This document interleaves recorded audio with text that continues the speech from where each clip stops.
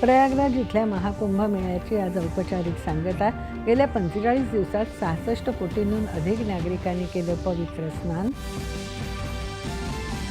राष्ट्रचेतना जागृत झाल्याचं दृश्य महाकुंभ मेळ्यात पाहायला मिळालं। याने अनेक शतकांचा पाया घातला आहे। पंतप्रधान नरेंद्र मोदी यांनी मांडल्या कुंभ मेळ्याबाबत भावना।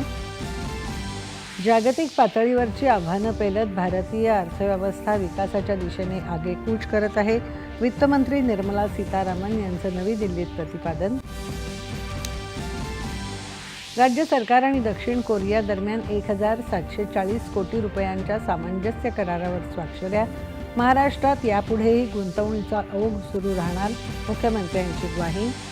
स्वारगेट बस स्थानकावरील तरुणीवरच्या अत्याचाराप्रकरणी खाजगी सुरक्षा व्यवस्थेवर ठपका। आरोपीचा शोध घेण्यासाठी पोलिसांच्या 8 तुकड्या रवाना। गृहराज्यमंत्री योगेश कदम यांची माहिती। स्वारगेट अत्याचार प्रकरणी गुन्हेगारांची घळ केली जाणार नाही, आरोपीवर कठोरात कठोर कारवाई होणार, उपमुख्यमंत्री एकनाथ शिंदे। राज्यातील प्रत्येक बसस्थानक आणि आगारांचं तातडीने सुरक्षा लेखापरीक्षण करण्याचे परिवहन मंत्री प्रताप सरनाईक यांनी दिले निर्देश। महिला सुरक्षा रक्षकांची संख्या वाढवण्याच्याही सूचना।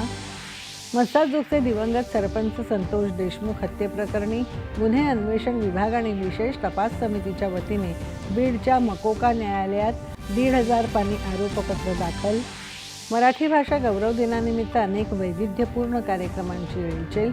कविश्रेष्ठ कुसुमाग्रजांचं शिरवाडे बणी गाव कवितेचं गाव म्हणून घोषित, मंत्री उदय सामंत यांची घोषणा।